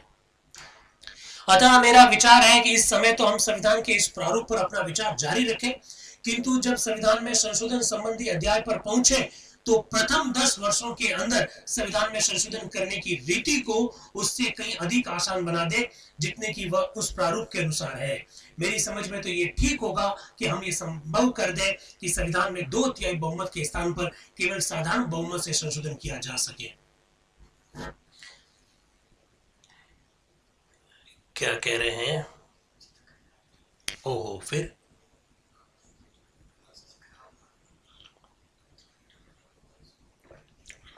ठीक है, मतलब लाइट की समस्या रहेगी कुल मिलाकर। ठीक है, मैं समझ गया, कोई बात नहीं। तो सेठ दामोदर स्वरूप जी का जो प्रस्ताव है वो आपके सामने रखने के बाद में सिब्बल लाल सक्सेना जी ने जो तर्क दिए वो मैंने आपके सामने रखे, वो क्या कह रहे हैं वो भी देख लीजिएगा। अब इसके बाद में एस नागपा आ रहे हैं मद्रास के। अध्यक्ष महोदय, मुझे खेद है कि मुझे अपने माननीय मित्र के इस प्रस्ताव का, जो कि सभा के समक्ष है, विरोध करना पड़ रहा है। वो इस प्रस्ताव से सहमत नहीं है। एस नागपा वो कह रहे हैं मित्र ने जो प्रस्ताव रखा है, मेरे मित्र ने, मैं उनसे सहमत नहीं हूं। मेरे मित्र ये कह रहे हैं कि उनको इस परिषद में संविधान बनाने के लिए नहीं भेजा गया। वो क्या कह रहे हैं कि मेरे मित्र कह रहे हैं कि वो इस सभा में संविधान बनाने के लिए नहीं आए। तो वो जवाब दे रहे हैं, मैं ये समझ नहीं सका कि किस आशय से उन्होंने ये फिर चुनाव लड़ा। वो कह रहे हैं कि जब हम संविधान निर्माण के लिए नहीं आए तो फिर आपने चुनाव क्यों लड़ा? हम तो पहले दिन से बिल्कुल क्लियर है, पहले दिन से बिल्कुल ये क्लियर है कि हम संविधान का निर्माण करने के लिए आए हैं, तो फिर हमको संविधान का निर्माण करना चाहिए। एस नागपा जी ऐसी बात को कह रहे हैं, वो मैंने आपके सामने रखा। दोस्तों, आज हम चर्चा जो है, कितना टाइम हुआ है? 8:10 से 11 मिनट हो रहे हैं लगभग। आज चर्चा हम आधा घंटा और करने वाले हैं। आधा घंटा इसलिए क्योंकि थोड़ी सी बिजली की समस्या और मेरा शायद चेहरा आप लोगों को दिखाई नहीं दे रहा है, ये एक तरफा संवाद ना लग जाए आपको, इसलिए हम ज़्यादा इसको नहीं बढ़ाएंगे। कटौती यहाँ पर थोड़ी लंबी हो गई है, तो आधा घंटा। 15 मिनट बाद में टेक्निकल टीम वो अपना जो फीडबैक वाला जो क्वेश्चन है वो 15 मिनट बाद में दे देना, क्योंकि जून पर जो साथी जो जुड़े हुए हैं वो उनका सर्टिफिकेट इसी बेस पर मिलेगा। फीडबैक का सवाल अगले 15 मिनट में आप दे देना। अब राय बहादुर श्याम नंदन सहाय जी आ रहे हैं। श्रीमान, मेरा प्रस्ताव है कि संशोधन पर बहस खत्म कर दी जाए और उस पर मत ले लिया जाए। मेरे माननीय मित्र श्री दामोदर स्वरूप जी ने, जो कि एक राजनीतिक वर्ग की सम्मति प्रकट कर अपना कर्तव्य पूरा किया, हमें और अधिक समय नहीं लेना चाहिए। अब हमको इस पर वाद विवाद का अंत करना चाहिए। अध्यक्ष महोदय ने कहा अब प्रस्ताव पर वोट ले लिया जाए। ये प्रस्ताव है कि अब मत लिया जाए, तो कहा कि हाँ ले लो, ये प्रस्ताव स्वीकार हो गया। पहला प्रस्ताव, मौलाना हजरत मोहानी का प्रस्ताव स्वीकार किया जाए। सभा ने कहा स्वीकार नहीं किया जाए, यानी संविधान सभा संविधान पर जो चर्चा है उस चर्चा को स्थगित कर दे। इस प्रकार का मौलाना हजरत मोहानी जी का जो प्रस्ताव था, सभा ने उसे अस्वीकार कर दिया। फिर दूसरा प्रस्ताव, सेठ दामोदर दास का प्रस्ताव स्वीकार किया जाए।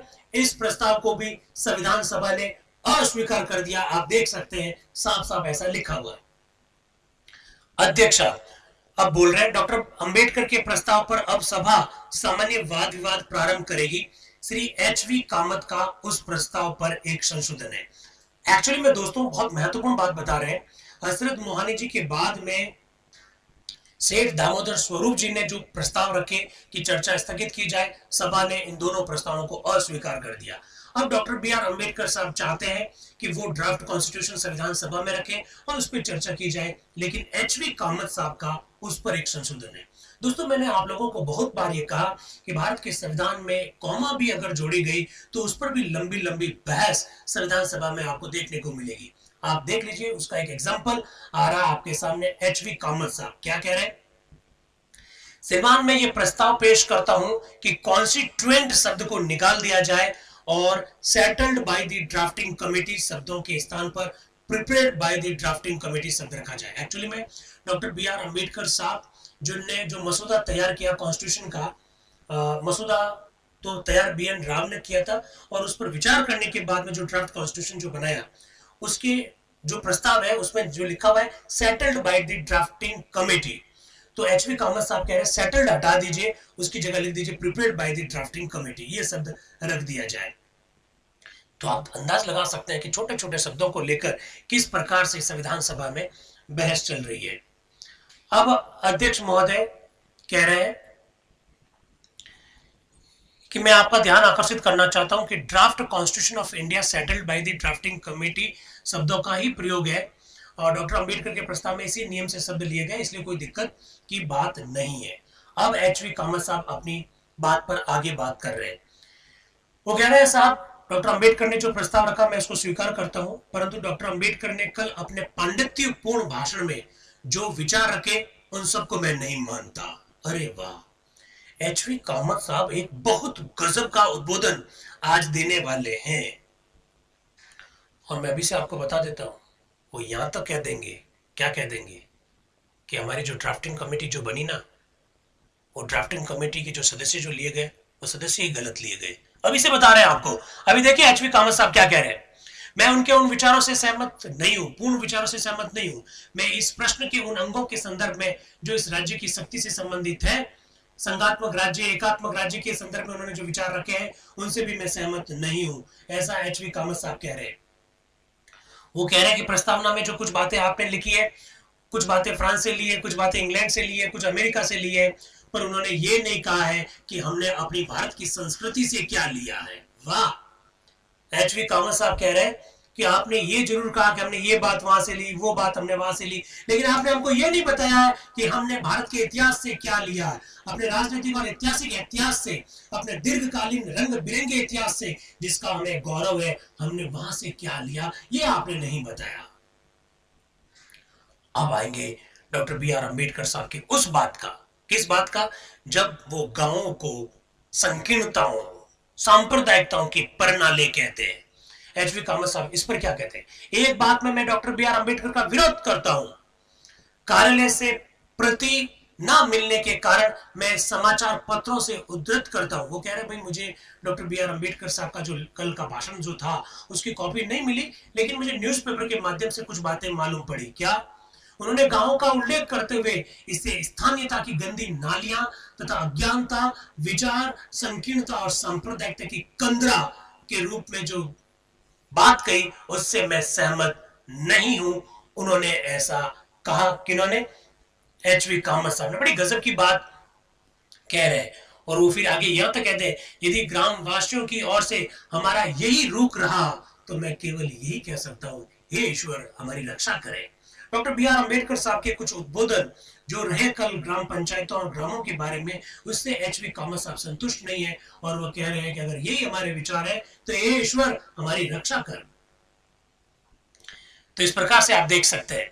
फिर वो आगे कह रहे हैं कि सही बात तो यह है कि मुझे तो ऐसा लगता है, एचवी कामत साहब क्या कह रहे हैं, कदाचित मसौदा समिति बनाने में ही हमसे गलती हुई है। सुन लीजिए सुरेंद्र सिंह जी राजपुरे साहब, सुनिए क्या कह रहे हैं।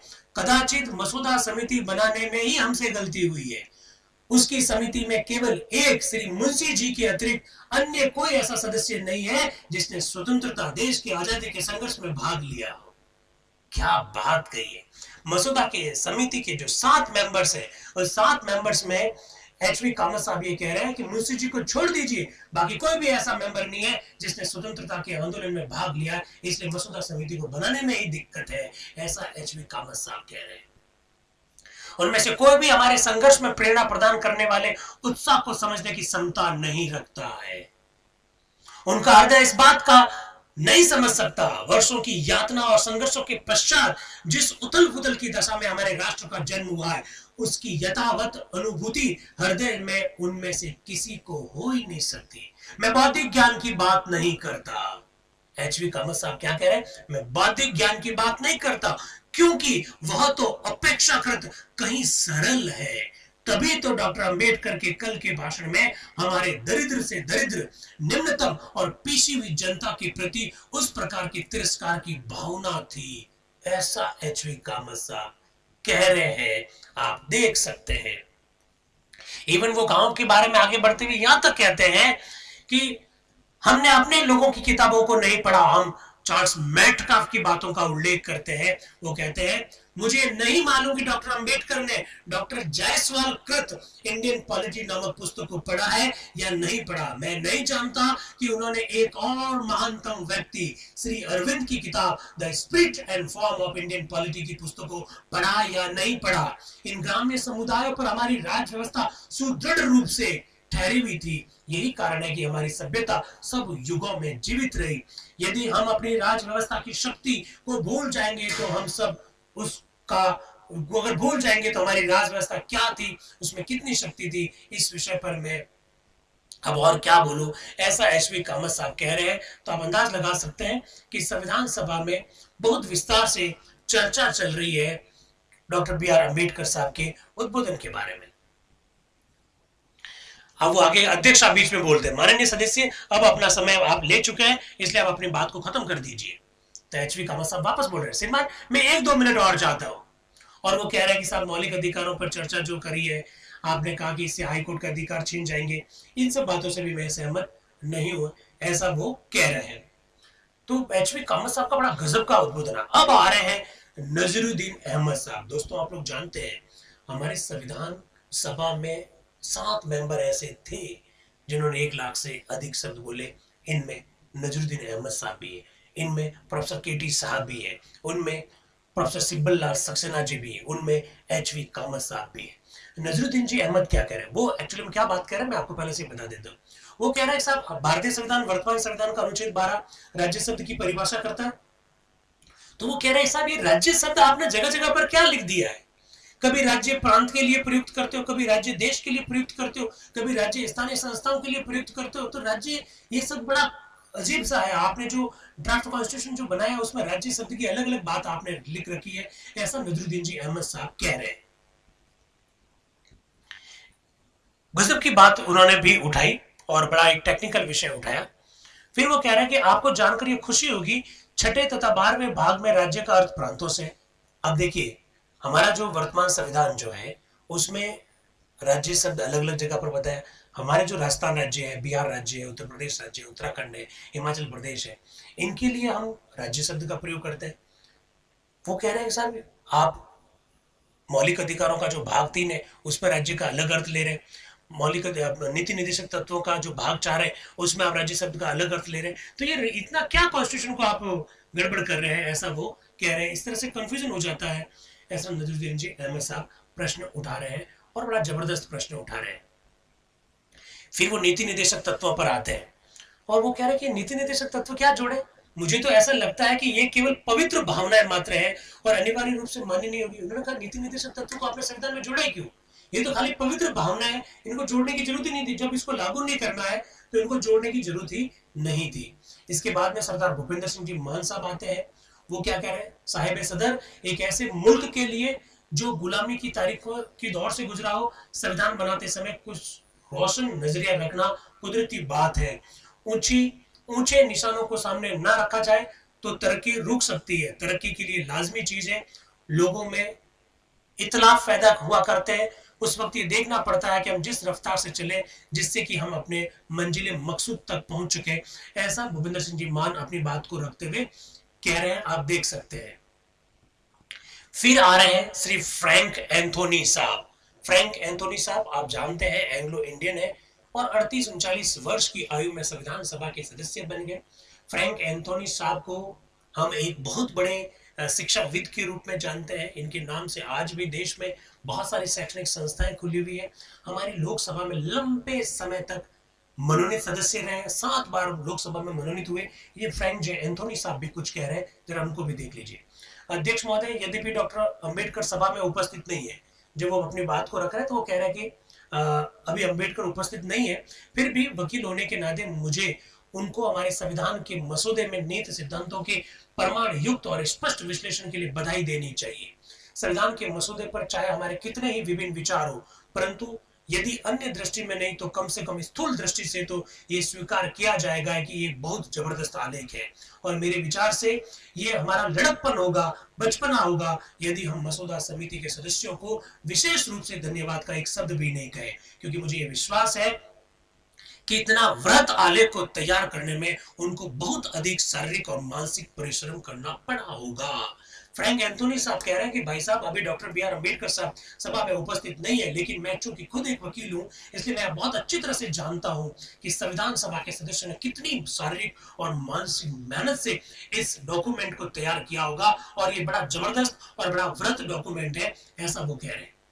तो आप फ्रैंक एंथोनी साहब की बात को भी देख सकते हैं, बड़े वो मसौदा समिति की प्रशंसा कर रहे हैं, उनकी परिश्रम की प्रशंसा कर रहे हैं, उनकी मेहनत को वो सैल्यूट कर रहे हैं, ऐसी बात वो अपनी रख रहे हैं। साथ ही साथ वो कुछ विषय जो केंद्रीय सूची और राज्य सूची में जो रखे जा रहे हैं उसके बारे में भी अपनी बात को कह रहे हैं कि भी कौन सा विषय किस सूची में रखा जाना चाहिए था, उसके बारे में कह रहे हैं। साथ ही साथ डॉक्टर बी आर अम्बेडकर साहब ने कल के अपने उद्बोधन में अल्पसंख्यकों के अधिकारों को जो उल्लेख किया उसकी और भी वो संकेत करना चाहते हैं, क्योंकि फ्रैंक जे एंथोनी साहब खुद एंग्लो इंडियन थे, अल्पसंख्यक समुदाय को आप कह दीजिए कि उनका प्रतिनिधित्व कर रहे थे, तो उनके बारे में भी बात रख रहे हैं। इसके बाद में श्री कृष्ण चंद्र शर्मा जो कि संयुक्त प्रांत से आते हैं, वो कह रहे हैं कि श्रीमान अपनी सुरक्षित योजना के लिए जो उन्होंने सभा के समक्ष प्रस्तुत किया, उस अथक परिश्रम के लिए जो उन्होंने सबके सामने लगाया, तथा योग्यतापूर्ण और सुस्पष्ट व्याख्यान के लिए जो कल उन्होंने दिया, डॉक्टर अंबेडकर इस बधाई के पात्र है और उस बधाई को देने के सुखद कर्तव्य को पूरा करने के लिए मैं भी शामिल होना चाहता हूं। कृष्ण चंद्र शर्मा जी भी मसौदा समिति और विशेषकर डॉक्टर बी आर अम्बेडकर साहब के द्वारा ये जो व्रत आलेख जो तैयार किया गया उसकी प्रशंसा कर रहे हैं और वो कह रहे हैं कि मैं भी इस जलसे में शामिल होना चाहता हूं। ऐसी बात उन्होंने अपने उद्बोधन में कही। आप देख सकते हैं इसके बाद में कृष्ण चंद्र शर्मा जी का एक लंबा सा उद्बोधन हो रहा है। अब आ रहे हैं टीटी कृष्णमाचार्य जी। अगर आपको मेरी बातें दिखाई दे रही है तो कुछ बातों को मैंने अंडरलाइन कर रखा है, ये बहुत जबरदस्त बात है। देखिए दोस्तों, अक्सर मसौदा समिति के बारे में, प्रारूप समिति के बारे में ये कहा जाता है कि संविधान के निर्माण के लिए उन्होंने बहुत ज्यादा समय लिया, और मैं दोस्तों उसका जवाब देता हूँ कि मसौदा समिति में टोटल 7 सदस्य थे। इनमें से एक सदस्य का निधन हो गया, एक सदस्य अक्सर बीमार रहते थे, एक सदस्य विदेश चले गए थे, 2 सदस्य साउथ इंडियन होने के कारण अक्सर वो बैठकों में शामिल नहीं हो पाते थे, एक सदस्य कांग्रेस की राजनीति में बहुत ज्यादा भाग लेते थे। ये सब बातें मैंने लाई कहां से? टीटी कृष्णमाचार्य जी की उद्बोधन से लाई है। खुद टीटी कृष्णमाचार्य जी क्या कह रहे हैं जरा सुनिएगा। वो कह रहे हैं, श्रीमान सभा के मैं उन लोगों में से हूं जिन्होंने डॉक्टर अंबेडकर को बड़े ध्यान से सुना है। मैं उनके उत्साह तथा उस कार्य की मात्रा से परिचित हूं जो उन्होंने इस संविधान का मसौदा बनाने में लगाया है। साथ ही साथ मेरा यह भी विश्वास है कि इस संविधान के मसौदे पर जो हमारे लिए आजकल इतना महत्व रखता है, जितना ध्यान दिया जाना चाहिए उतना ध्यान मसौदा समिति ने नहीं दिया। सभा को शायद ये विदित होगा कि उसने जो 7 सदस्य नियुक्त किए उनमें से एक ने सभा से त्याग पत्र दे दिया। आप जानते हैं संविधान सभा की जो प्रारूप समिति थी उनमें से एक सदस्य ने इस्तीफा दे दिया था, मित्र साहब ने इस्तीफा दे दिया था। फिर कह रहे हैं एक सदस्य ने त्याग पत्र दे दिया और उनके स्थान पर एक अन्य सदस्य रखा गया था। एक का स्वर्गवास हो गया। स्वर्गवास किसका हो गया? डीपी खेतान साहब का स्वर्गवास हो गया। कल मैंने 4 नवंबर की बैठक में बताया था डीपी खेतान साहब को श्रद्धांजलि व्यक्त की गई थी। एक सदस्य का स्वर्गवास हो गया, किंतु उनकी जगह पर किसी और व्यक्ति को नहीं रखा गया। एक अमेरिका में रह रहे थे, उनकी जगह पर किसी अन्य व्यक्ति को नहीं लिया गया। एक और सदस्य अन्य कार्य में लगे हुए थे। इतने रिक्त स्थान थे, 1 या 2 व्यक्ति दिल्ली में से दूर थे, संभवतः अस्वस्थ होने के कारण वे उपस्थित नहीं हो सके। अतः अंत में यह हुआ कि संविधान का मसौदा बनाने का काम डॉक्टर अंबेडकर पर आ गया। ये खुद प्रारूप समिति के एक सदस्य टीटी कृष्णमाचार्य जी कह रहे हैं। वो कह रहे हैं कि भाई आप मसौदा समिति ने जो ड्राफ्ट तैयार किया उसकी प्रशंसा तो कीजिए। कितनी गजब की मेहनत की डॉक्टर बी आर अम्बेडकर साहब ने। अगर मसौदा समिति की आप बार बार बात करें 7 लोग, लेकिन मेहनत तो अकेले डॉक्टर बी आर अम्बेडकर कर रहे थे। ये खुद टीटी कृष्णमाचार्य जी जो कि प्रारूप समिति के सदस्य थे वो कह रहे हैं। 5 नवंबर 1948 को कह रहे हैं। वो एक एक मेंबर के बारे में बताते हैं कि एक का निधन हो गया, एक अमेरिका चले गए, 2 दिल्ली से बहुत ज्यादा दूर रहते थे, एक ने त्याग पत्र दे दिया, बाकी सारी जिम्मेदारी डॉक्टर बी आर अम्बेडकर ने निभाई। आगे क्या कह रहे हो जरा देखिएगा। अतः अंत में यह हुआ कि संविधान का मसौदा बनाने का काम डॉक्टर अंबेडकर पर आ गया और निसंदेह हम उनके प्रति कृतज्ञ हैं कि इतने प्रशंसनीय ढंग से उन्होंने इस कार्य को पूरा किया। क्या गजब की बात टीटी कृष्णमाचार्य जी ने रखी, जो खुद प्रारूप समिति के एक सदस्य थे। तो संविधान के निर्माण का क्रेडिट, श्रेय डॉक्टर बी आर अम्बेडकर को दिया जाता है। संविधान का जनक डॉक्टर बी आर अम्बेडकर को कहा जाता है। तो इसके पीछे ये सारी बातें हैं जो आप देख सकते हैं। टीटी कृष्णमाचार्य जी खुद अपने उद्बोधन में इन सारी बातों का उल्लेख कर रहे हैं, जो खुद प्रारूप समिति के एक मेंबर के रूप में आपको दिखाई देंगे। बड़ा जबरदस्त उनका उद्बोधन था और जो भी ड्राफ्ट कॉन्स्टिट्यूशन था उसके ऊपर जो बातें, उसके ऊपर जो आक्षेप जो लगाए जा रहे थे वो सारे जवाब दे रहे। अब अध्यक्ष टीटी कृष्णमाचार्य जी के उद्बोधन के बाद में कुछ कह रहे हैं, जरा सुन लीजिए आप भी। सभा अब दोपहर के भोजन के लिए स्थगित होती है। सुबह 10 बजे सभा की बैठक हुई, लगभग 1 बज चुकी है। पिछले 1.5 घंटे से, 1.25 घंटे से हम भी बात कर रहे हैं, 1 घंटे से हम भी बात कर रहे हैं। 2.5-3 घंटे की इस बैठक को हमने 1 घंटे में आपके सामने प्रस्तुत किया। अब वहां पर लंच हो रहा है। क्या कह रहे हैं डॉक्टर राजेंद्र प्रसाद? सभा अब दोपहर के भोजन के लिए स्थगित होती है। कार्यालय द्वारा मुझे ये कहा गया कि पत्रों की वितरण करने में कुछ कठिनाइयों का अनुभव किया गया है, क्योंकि कुछ सदस्यों ने अपने आगमन की सूचना नहीं दी थी या अपना पता सही नहीं दिया था, इसलिए लोगों के पास सही सूचना टाइम पर नहीं पहुंच पा रही है।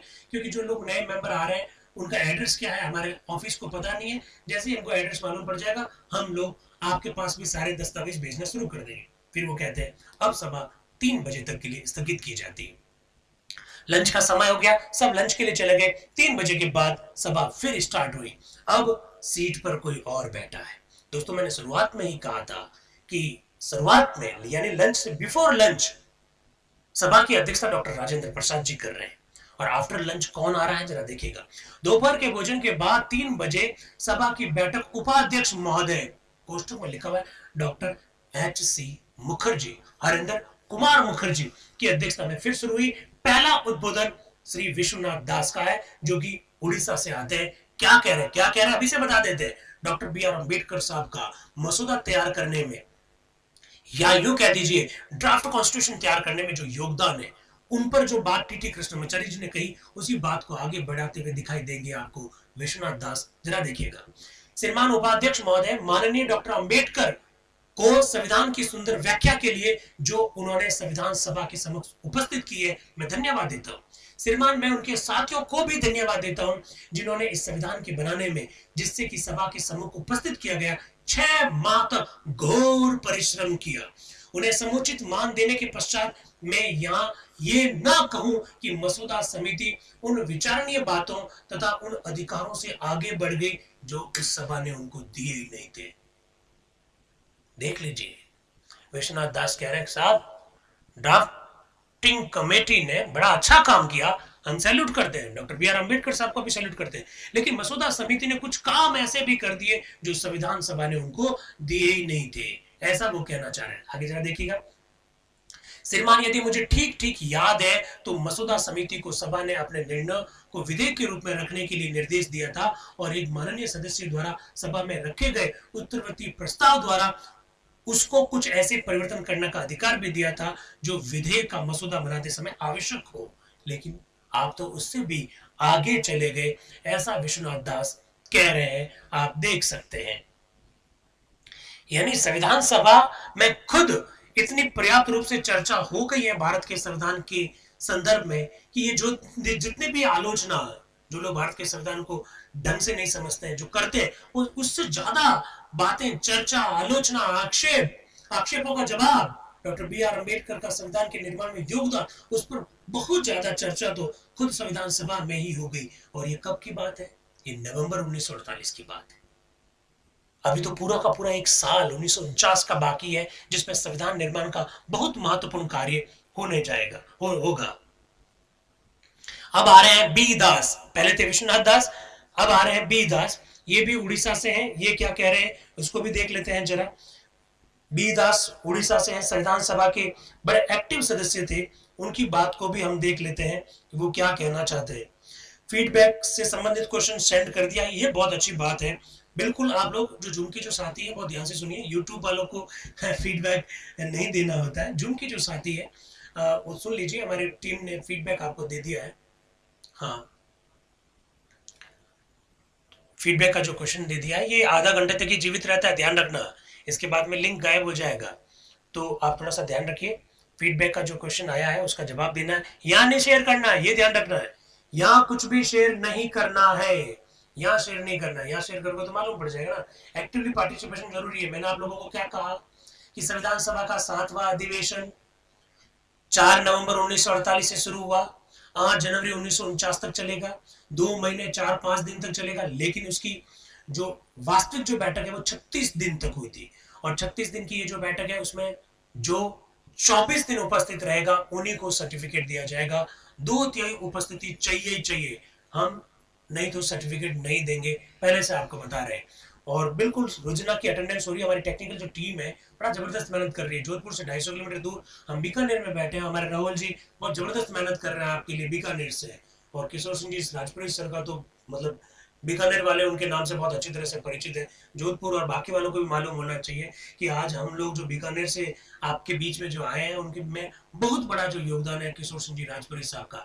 बीकानेर का मुझे लगता है कोई ऐसा शख्स नहीं होगा जो आपसे परिचित नहीं है। उनके असिस्टेंट हमारे राहुल जी हमारे इस काम को मदद कर रहे हैं।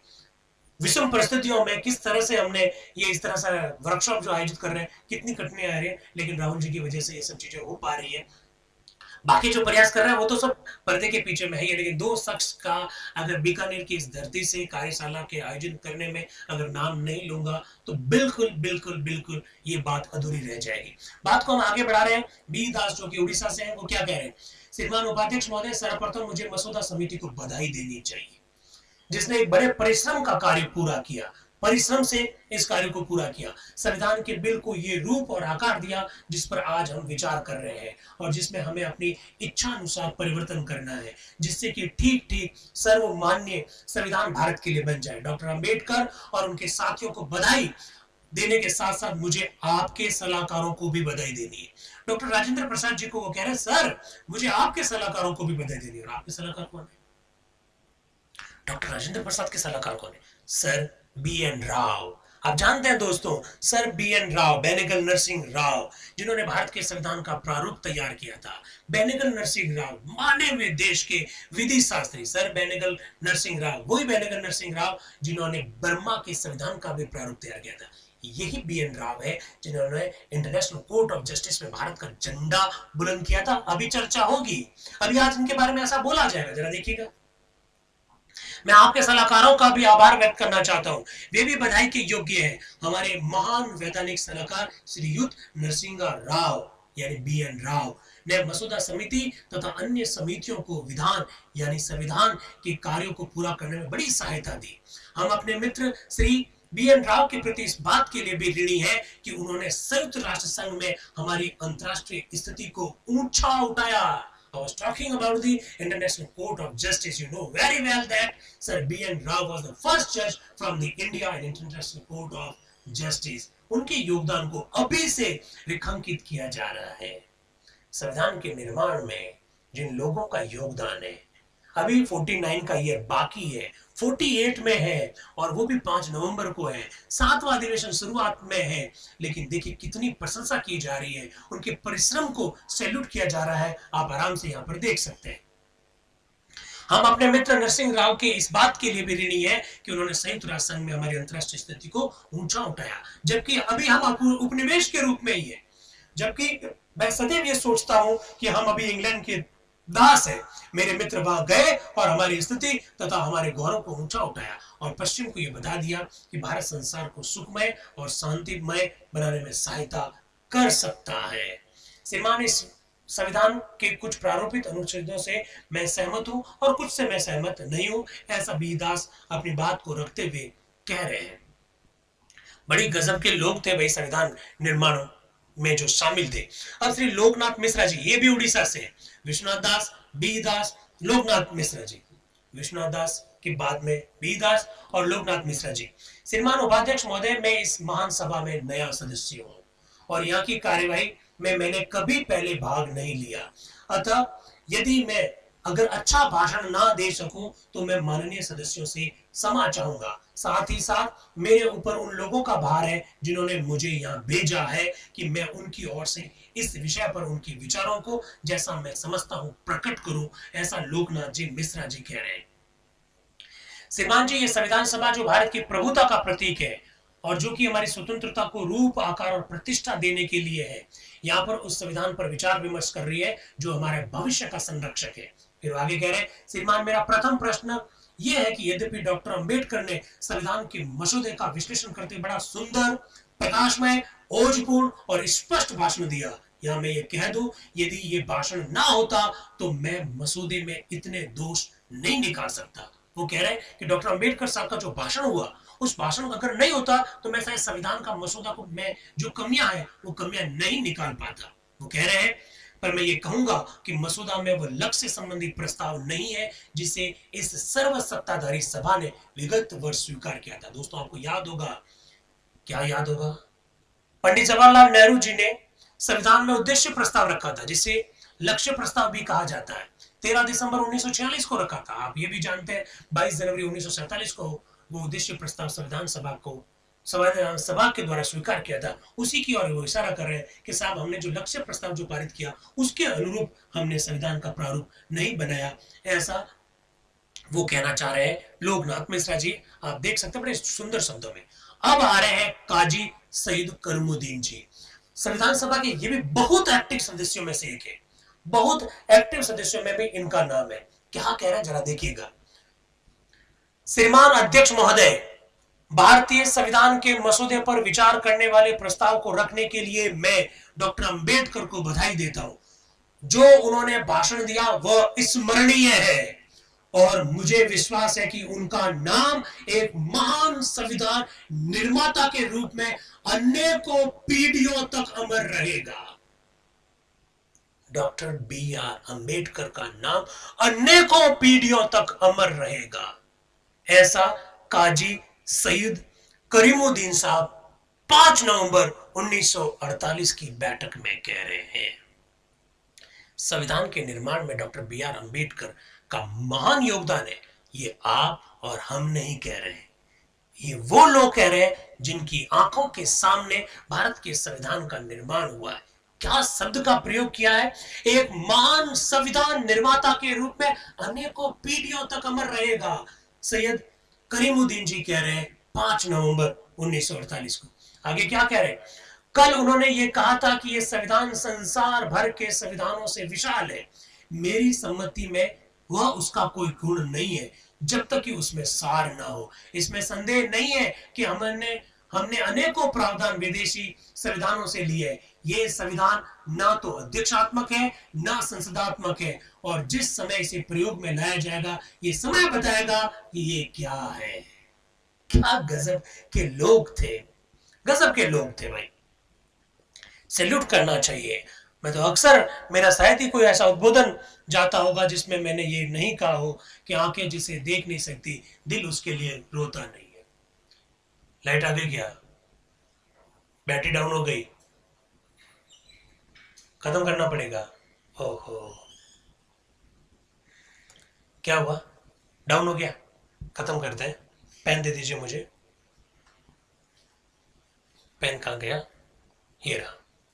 लिख दूं बाकी चर्चा कल, क्या करूं, प्लस कहाँ है, ठीक है। अब ये ले लूं, ठीक है। अब सेलेक्ट कर लो ये वाला, ये वाला, दिस वन, वॉइस आ रही है मेरी।